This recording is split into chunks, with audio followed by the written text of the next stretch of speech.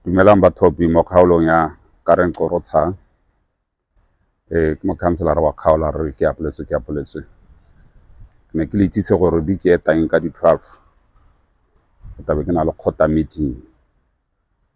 e leng gore ke eletsa gore bathopi le nne teng mo kgaolong ka gore di 17 tsa kgwedi yone tabe re simolola khansele ya rona. Jaanong so sa ntlha se ke se batang ke go go tsaya dintlha mo go lona tse le ditse gore ke yaka ke le moemedi wa lona le tshwanetse gore le mphe mathata re nao mo kgaolong ya iseng ko counseling.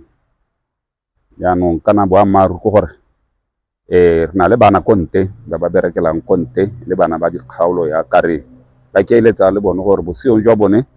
ba ka mpha dintlha dingwe tse ba bona gore ka aga motsebo ka tsone re thusana